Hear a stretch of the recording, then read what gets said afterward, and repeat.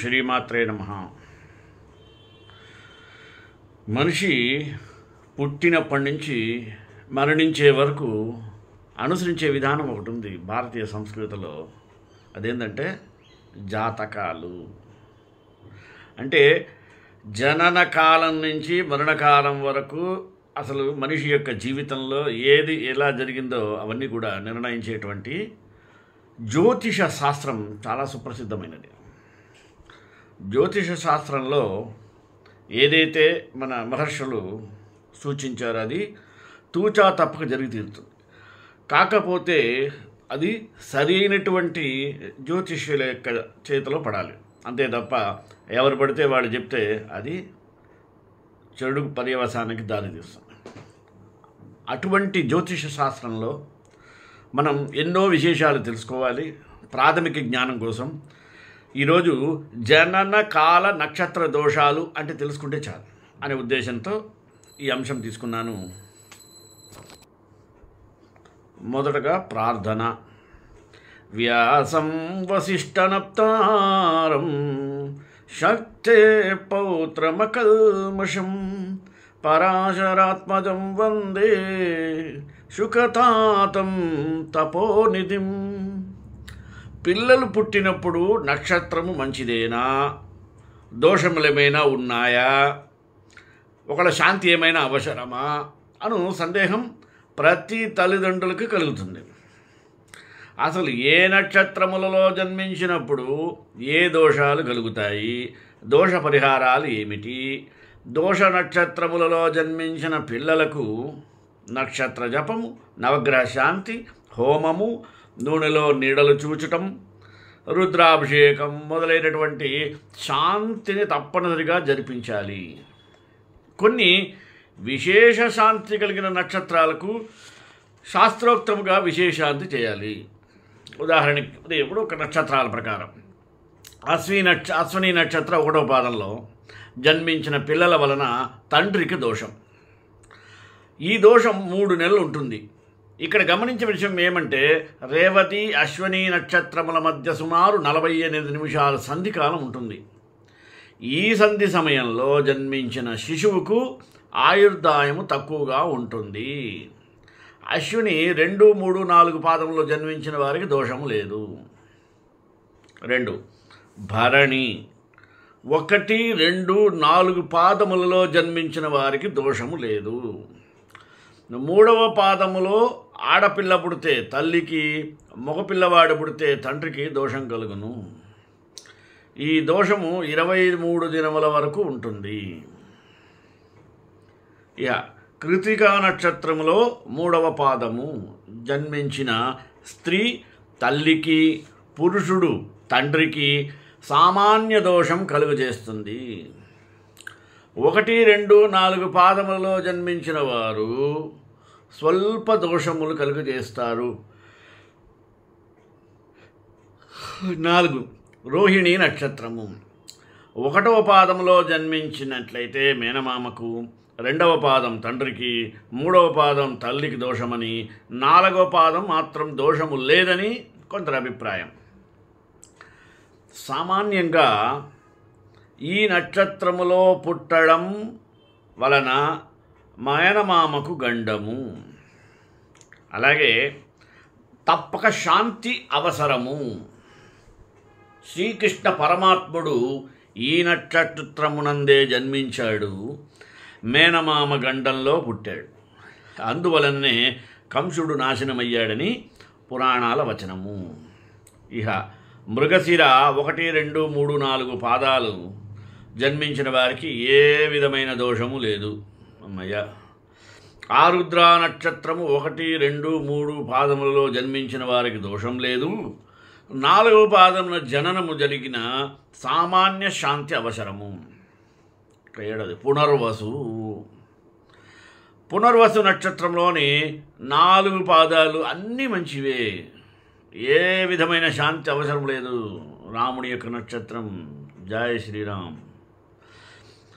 పుష్యమి నక్షత్రము కర్కాటక లగ్నంలో పగటి సమయమున పురుషుడు జన్మించినట్లయితే తండ్రికి గండము కలుగును.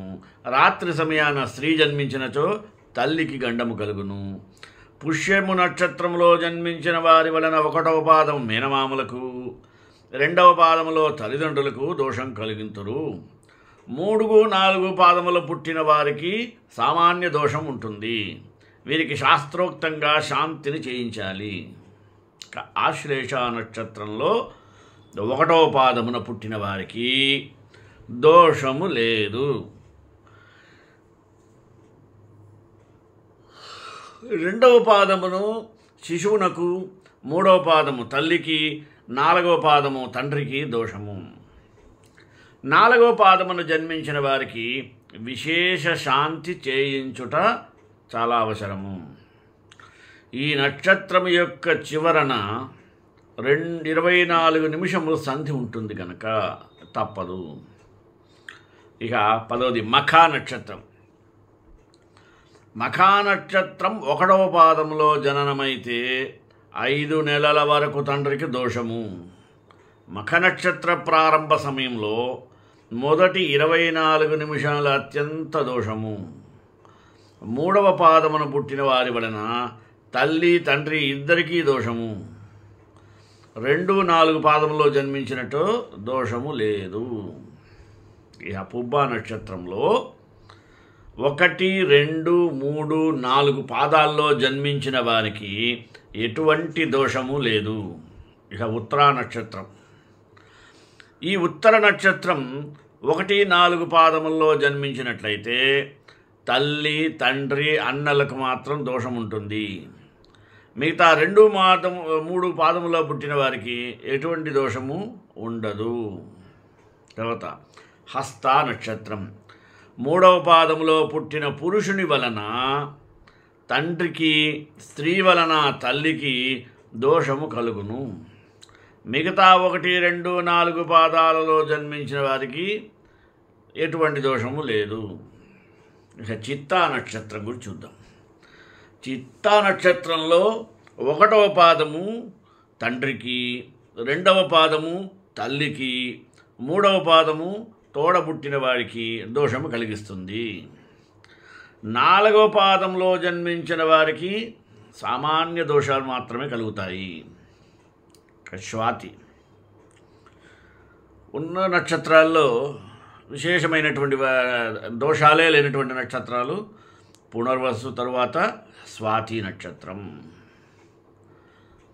నరసింహస్వామి ఆవిర్భవించిన నక్షత్రం స్వాతి చాలా శ్రేష్టమైనది సుమి. కాబట్టి ఈ స్వాతి నక్షత్రమున ఉండేటువంటి 4 పాదాల్లో ఏ పాదంలో జన్మించిన వారికి దోషము లేదు. ఒకడేమో రాముడు, ఈయనేమో నరసింహుడు.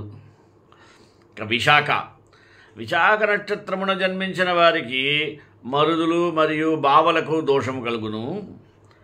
1, 2, 3, 4 ఏ పాదములో పుట్టినను బంధువులకు గంధము విశేష శాంతి అవసరము. అనురాధ నక్షత్రంలో 1, 2, 3, 4 పాదంలో జన్మించడం వలన దోషము లేదు. జ్యేష్ఠ నక్షత్రము. ఈ నక్షత్రము విశేష శాంతి కలిగించిన నక్షత్రము. దీనిలో 1, 2, 3, 4 ఏ పాదములో జన్మించినా దోషమే. జాతకుల పుట్టినరోజున ఉన్న జ్యేష్ఠ నక్షత్రము మొత్తం సమయాన్ని 10 భాగాలుగా చేయాలి. అందులో ఏ భాగములో పుడితే ఆ భాగములో సంబంధము కలవారికి తప్పక నాశనం కూడా కలుగుతుంది. 1వ భాగంలో తాతయ్యకు, 2 అమ్మమ్మకు, 3 తల్లి తోడబుట్టిన వానికి, మేనమామలకు, అన్నలకు, అక్కలకు, శిశువులకు ఎవరికి దోషం ఉండదు. వివాహ సమయంలో అత్తవారి బంధువర్గమును జాతకునకు, తల్లికి, తండ్రికి దోషం కలుగజేస్తుంది. మరియు 4వ పాదముల్లో జననమైతే తండ్రికి దోషము. ఇది సుమారు 9 నెలలు ఉంటుంది. విశేష శాంతి చేయించాల్సి ఉంటుంది. మూలా నక్షత్రం. ఈ నక్షత్రం ప్రారంభమున 24 నిమిషముల సంధి ఉంటుంది.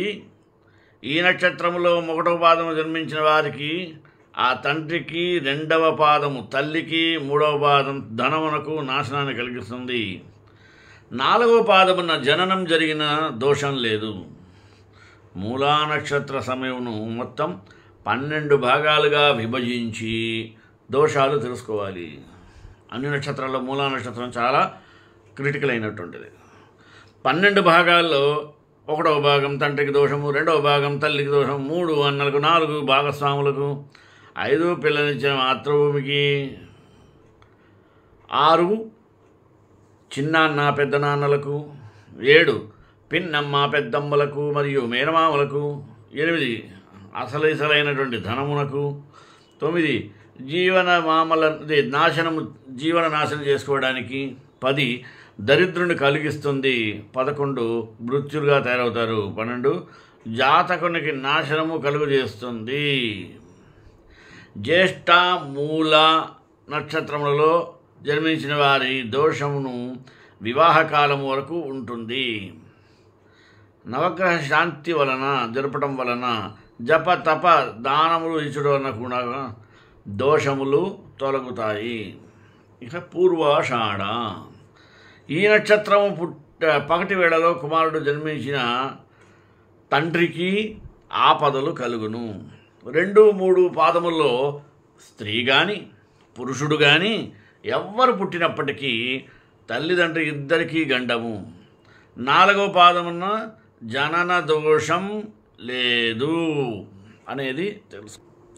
అలాగే ఉత్తరాషాఢ 1, 2, 3, 4 పాదముల్లో జనదోషం లేదు.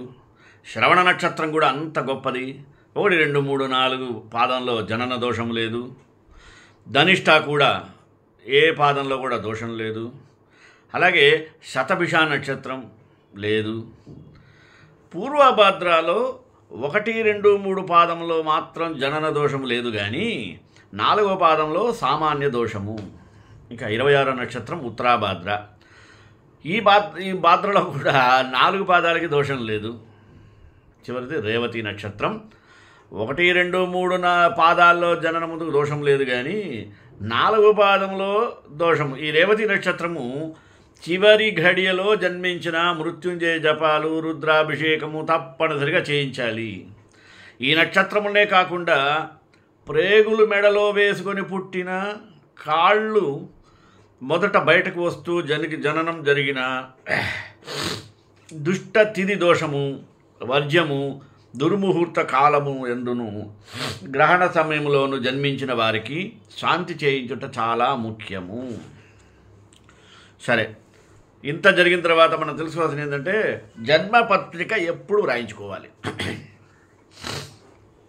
శిశువు జన్మించిన తరువాత, వరుడు అయిన తరువాత, పురుడు అయిన తరువాత జన్మపత్రిక వ్రాయించుకొని దోషాలు ఏమైనా ఉన్నాయో జ్యోతిష పండానికి తెలుసుకోవాలి. అంటే పురుడు అవటం అంటే ఇప్పుడు నార్మల్ డెలివరీ అనుకోండి, కొంతమంది 11వ రోజు చేస్తారు. శిశురిని అనుకోండి 21 రోజు ఏదో చేస్తారు. అప్పుడు స్నానంతో బిడ్డకి బారసాల ఏదో చేస్తారు. అప్పటితో ఈ మైలపోతుంది, పురుడు పోతుంది. అప్పటి నుంచి జాతక జన్మపత్రిక రాసుకోవచ్చు. అంటే మినిమం శిశువు పుట్టిన 27 రోజుల్లోపు శాంతి జరిపించుకోవాలి. ఎంత ఆలస్యం చేస్తే అన్ని సమస్యలు ఎదురవుతూ ఉంటాయి. సాధ్యమైనంత తొందరగా జరిపించుకోవడం ఉత్తమం. శిశువు 12 సంవత్సరములు దాటిన తరువాత ద్వాదశ భావ ఫలితాలను గురించి క్షుణ్ణంగా తెలుసుకోవాలి. శిశువుకు 16 సంవత్సరాల వయసు వచ్చిన తరువాత సంపూర్ణ జాతక విషయాలను బాగా అడిగి తెలుసుకోవాలి. అనుభవజ్ఞులైనటువంటి జ్యోతిష పండితుని సంప్రదించి జాతక చక్రము వేయించుకొని జాతక ఫలితాలు తెలుసుకున్నాక పండితుడికి స్వయంపాకం, దక్షిణ, పండ్లు ఇచ్చి వారి ఆశీర్వాదం తీసుకోవాలి. వేద జ్యోతిష శాస్త్రంలో నమ్మకం ఉన్నవారికి మన జీవితకాలమంతా స్థిరమైనటువంటి గ్రహ కదలికలు మన జీవితాలను ఎలా ప్రభావితం చేస్తాయో తెలుస్తుంది. మన పుట్టిన నక్షత్రం నుండి మన పుట్టిన క్షణం నుండి మరణించే వరకు ఈ జాతకాలు మన వెంట ఉంటూనే ఉంటాయి. పురాతన కాలం నుండి పుట్టిన సమయంలో నక్షత్రం మరియు గ్రహాల కదలికలు గమనించేటువంటి పద్ధతి ఉంది. ఇది ఒకసారి జనన చార్ట్ యొక్క గణన, నిర్మాణం మరియు విశ్లేషణకు సహాయపడుతుంది. జ్యోతిష ఫలితాల కోసం సాధారణంగా నక్షత్రాలను పరిశీలిస్తుంటారు. మీది ఏ నక్షత్రం, ఏ రాశి అని అడుగుతుంటారు. ఎవరిది ఏ నక్షత్రమో తెలుసుకోవడానికి 2 పద్ధతులు ఉన్నాయి. అదే జన్మ నక్షత్రం, నామ నక్షత్రం. జన్మ నక్షత్రం అంటే పుట్టిన సమయాన్ని బట్టి నక్షత్రాన్ని తెలుసుకోవడం. అదే పుట్టిన తేదీ, సమయం తెలియని వారు పేరును బట్టి నక్షత్రాన్ని తెలుసుకోవడం. తర్వాత నక్షత్రాలు మరియు వాటి యొక్క లక్షణాలు అంటే ఏందో తెలుసుకోవాలి. జ్యోతిష శాస్త్ర ప్రకారం నక్షత్రం అనేది చంద్రభవనం కోసం సమావేశమైన పదము. ఇవి గ్రహణం వెంట 27 రంగాలు. ఈ ప్రతికూల నక్షత్రాల పేర్లు ఆయా రంగాలలోని ప్రముఖ జ్యోతిష్కులకు సంబంధించినవి. హిందూ జ్యోతిష శాస్త్రంలో 27 నక్షత్రాలు అంటే ఏంది? సూర్యుడు మరియు చంద్రుల స్థానం నుండి వివిధ ఇళ్లలోని ఇతర గ్రహాల వరకు పుట్టిన సమయంలో పరిగణలోకి తీసుకుంటారు. ప్రత్యేకంగా మీరు పుట్టిన సమయంలో చంద్రుడు ఉంచిన నక్షత్రం మీ నక్షత్రం అవుతుంది. మీ వ్యక్తిత్వ రహస్యాలు. అందువలన ఇది ఒక ప్రత్యేకమైన నాణ్యతతో ఉంటుంది. ఇది వ్యక్తులను మిగిలిన వాటి నుండి వేరు చేస్తుంది. ఈ గుణం ఎంత మంచి లేదా చెడు అయినా అది మరణం వరకు మనలోనే బాగా పాతుకుపోతుంది. అశ్విని నక్షత్ర లక్షణాలు. ఈ నక్షత్ర జాతకులు శక్తిని నమ్ముకుంటారు మరియు ఎక్కువ పరిశుభ్రత కలిగి ఉంటారు. దీనినే ఓసిడిగా చూడవచ్చు. వీరు తమ సమయాన్ని చాలా విలువైనదిగా భావిస్తూ మరియు చక్కగా వినియోగించుకుంటారు కూడా. రెండవది భరణి నక్షత్ర లక్షణాలు. ఈ నక్షత్రం క్రూరమైనది, కృతజ్ఞత లేనిది. ఈ నక్షత్రంలో జన్మించిన ప్రజలకు క్రమంగా నీటి వలన భయం ఉంటుంది మరియు ఖచ్చితంగా క్యారియర్ బుద్ధిమంతులు. అంటే వారు తమ అభిప్రాయాలలో నిజాయితీగా మరియు స్పష్టంగా ఉంటారు. ఇతరులను ఆహ్లాదపరిచే వాటికి మీరు ఎప్పటికీ చూడలేరు. అలాగే పుకార్లు వ్యాప్తి చేయడానికి వారికి చాలా ఇష్టం. ఇక కృతికా నక్షత్ర లక్షణాలు. ఈ వ్యక్తులు చాలా కన్నింగ్గా మరియు తెలివిని కలిగి ఉంటారు. ఇతరులపై ఎప్పుడూ పెద్ద వ్యంగ్యంగా ఉంటారు. ఇది తరచుగా ఇతరులకు కోపం తెప్పిస్తుంది. వారు జీవితంలో ఎప్పుడూ స్నేహపూర్వకముగా సంబంధాలు కలిగి ఉంటారు. అది స్నేహితులు లేదా బంధువులతో ఉండండి. రోహిణి నక్షత్ర లక్షణాలు. వారు మతపరమైన కార్యకలాపాల పట్ల కొంచెం మొగ్గు చూపుతారు. మరి కొందరు దాని ద్వారా జీవనోపాధిని కూడా సంపాదిస్తారు. వీరు ఇతరులను విమర్శించడాన్ని పట్టించుకోరు. విమర్శించడాన్ని పట్టించుకోవడానికి ప్రయోజనం లేదు వీళ్ళకి తెలుసు. ముఖ్యంగా వారి తక్కువ తరగతి చూడటం, వారు తమ ఆస్తులను మరియు సమాజంలో వారి వైఖరిని చూపించడానికి పడతారు. ఇక మృగశిర నక్షత్ర లక్షణాలు. ఈ నక్షత్రం ఇష్టపడేటువంటి నాణ్యత మరియు మనోజ్ఞతను కలిగి ఉంది.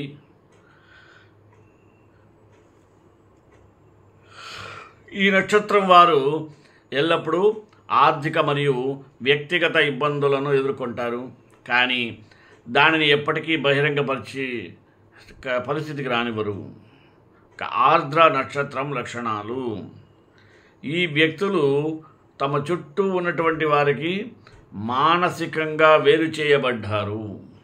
ఈ కారణంగా వారు జీవితాన్ని సర్దుబాటు చేసుకోవడానికి అరుదుగా ఉంటారు. వీరు డబ్బు సంపాదించడం గురించి ఆందోళన ఎట్టి బస్సులో చెందరు. అందువలన వారు తరచుగా వారి కుటుంబం నుండి వేరు చేయబడుతుంటారు. ఇక పునర్వసు నక్షత్ర లక్షణాలు. ఈ వ్యక్తులు సహజ రత్నాలు కాబట్టి చాలామంది స్నేహితులు ఉంటారు. వారు తమ మనస్సుకు జ్ఞానంతో సుసంపన్నం చేసుకోవడానికి ఇష్టపడతారు మరియు క్రింద నుండి పైకి లేవడానికి ఒక ఆత్మ మరియు వైఖరిని కూడా కలిగి ఉంటారు. వారి అతి స్నేహపూర్వకమైనటువంటి స్వభావము మరియు ఒప్పందాలతో భాగస్వామ్యం తప్ప ప్రతీది తప్ప చేయాల్సిందే. 3 పుష్యమీ నక్షత్ర లక్షణాలు. వీరి తల్లిదండ్రులకు అంతులేని విధేయతలను మరియు వినయానికి ప్రసిద్ధిని కలిగి ఉంటారు. చట్టాలను అగౌరవపరిచేటువంటి వారిని వారు ద్వేషిస్తారు. దాని చుట్టూ పైన ఉన్న నక్షత్రము కూడా అటువంటిదే. ఇక ఆశ్లేష నక్షత్ర లక్షణాలు. వీరు సంచరించే ప్రయాణికులు మరియు వారి కుటుంబం నుండి స్నేహితుడి అవసరంతో సంబంధం కలిగి లేకుండా అనవసరంగా ప్రయాణించవచ్చు. వీరి స్వభావం చెడ్డవారు మరియు వీరి యొక్క సంపదను వ్యక్తిగత ప్రయోజనాల కోసం చెడు ఉద్దేశాల్లో కూడా ఖర్చు చేయవచ్చు. పుష్యమీ నక్షత్ర లక్షణాలు మరొకసారి. వీరి తల్లిదండ్రులకు అంతులేని విధేయతను మరియు వినయానికి ప్రసిద్ధి కలిగి ఉంటారు. చుట్టాలను అగౌరవపరిచే వారిని వారు ద్వేషిస్తారు మరియు వారు సమాజానికి దాని చట్టానికి పైన ఉన్నారని నమ్ముతారు. ఇక ఆశ్లేష నక్షత్రం లక్షణాలు. వీరు సంచరించే ప్రయాణికులు మరియు వారి కుటుంబం మరియు స్నేహితుడి అవసరంలో సంబంధం లేకుండా అనవసరంగా ప్రయాణించవచ్చు. వీరి స్వభావం చెడ్డవారు మరియు వీరు సంపదను వ్యక్తిగత ప్రయోజనాల కోసం చెడు ఉద్దేశాలతో ఖర్చు చేయవచ్చు. ఇక మహానక్షత్రం లక్షణాలు. వీరు రేపు లేనట్లుగా వారి జీవితాన్ని గడుపుతారు మరియు అత్యంత భక్తి కలవారు. వారు తమ డబ్బును భావోద్వేగాలకు లేదా ఆశలకు కలిగి ఉంటారు. ఇతరులకు ఎప్పటికీ మోసం చేయరు. వీరికి నిరంతరం మద్దతు అవసరం ఏర్పడుతుంది. అందుకే వీరు స్వతంత్రంగా పనులు చేయడంతో విఫలమవుతారు. ఇంకా పూర్వ పలుకుడి లేదా పుబ్బ. ఈ వ్యక్తులు తెలివైన వారు కానీ చాకచక్యంగా ఉంటారు మరియు ఇతరులతో కమ్యూనికేషన్ విషయానికి వస్తే కఠినంగా ఉంటారు.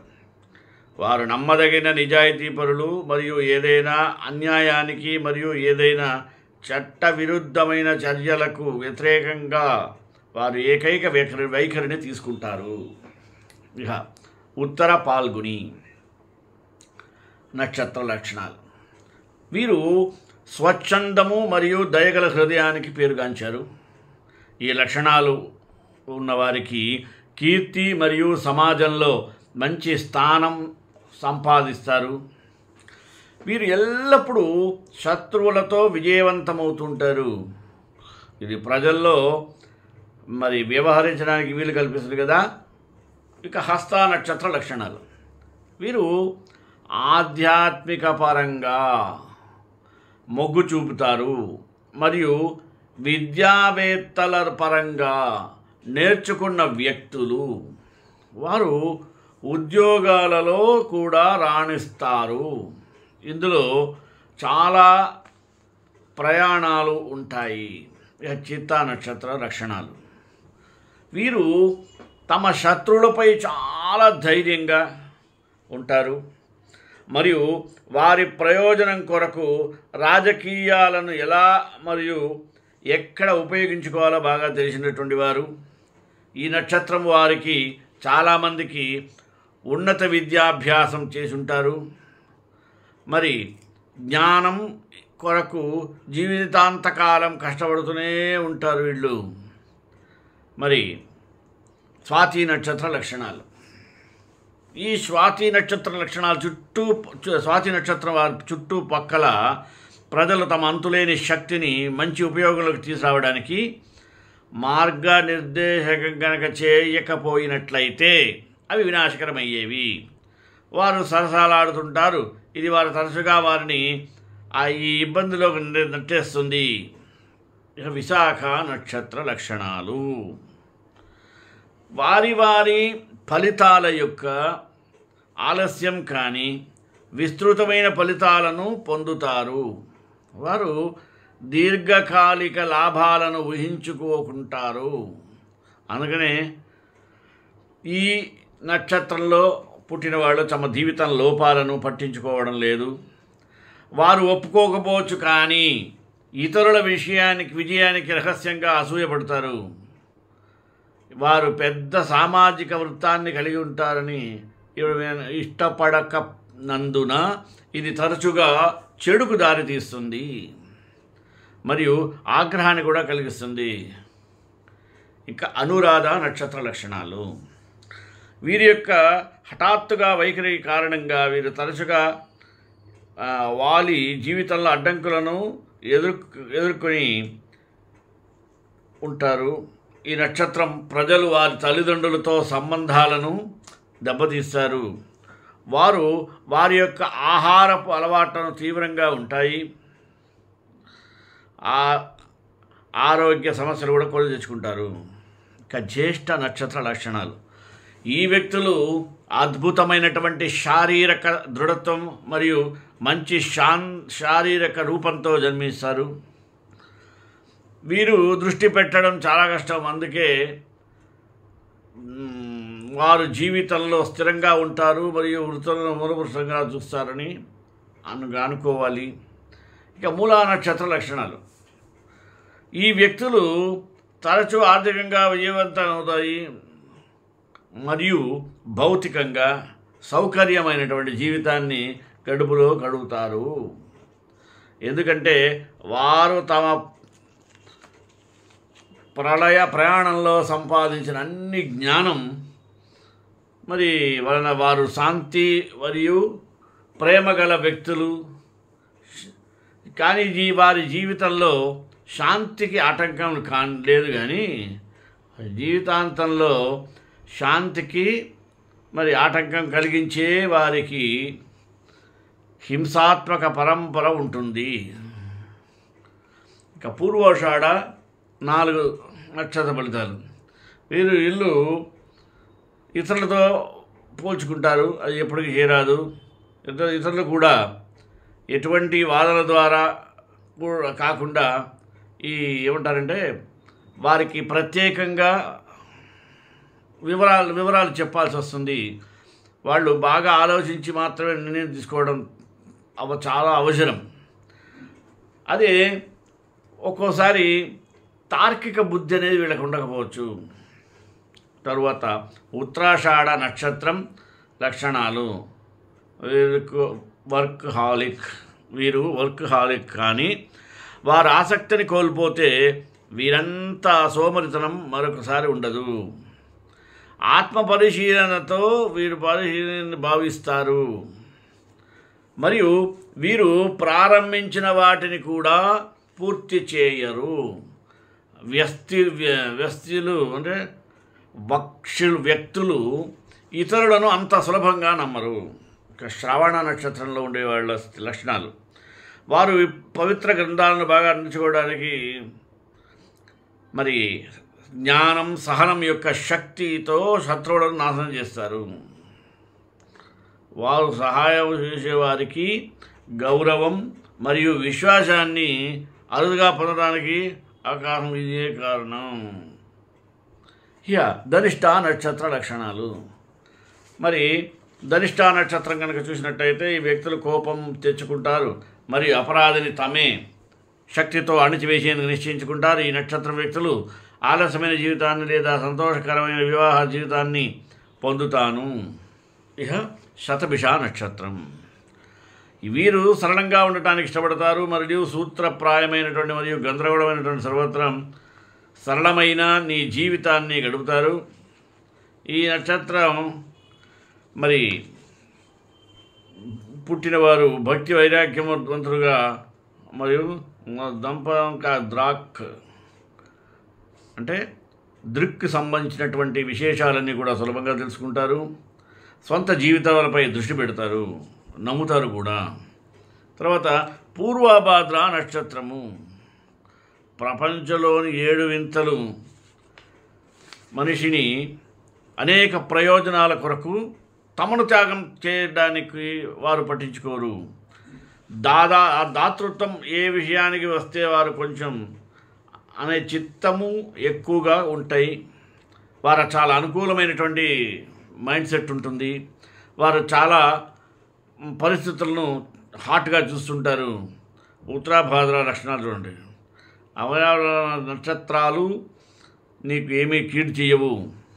ఈ వ్యక్తులు జ్ఞానం యొక్క సశక్తిపై నిజంగా నమ్మిన వారు. అందరికీ ప్రయాణం దానిని జీవితంలో తమ జన్మస్థలం నుండి బయటపడ్డారు. తమ జీవితానికి ప్రమించే వారికి అంతా చేయడానికి రేవతి నక్షత్రం గురించి వెళదాం. వీరు చాలా మొండి పట్టుదల గలవారు మరియు స్వల్ప స్వభావం గలవారు. ఏది ఏమైనప్పటికీ మరి ఇతరుల సమస్యలతో తనను తామే భరించే ధోరణిని కలిగి ఉంటారు. ఇది వారి ఆరోగ్యాన్ని బట్టి తెలుస్తుంది. ఈ విధంగా మానవ జన్మ అనేకానేకటువంటి ఆటపోటకు గురి అయి చివరికి తన గమ్యం చేరుతుందని తెలియజేస్తూ శ్రీకాంత కళ్యాణ శ్రీనివాస మంగళం మంగళాశాస్త్రపై పదాచార పురోగమే సర్వైశ్వరోయ రాసార్య మంగళం.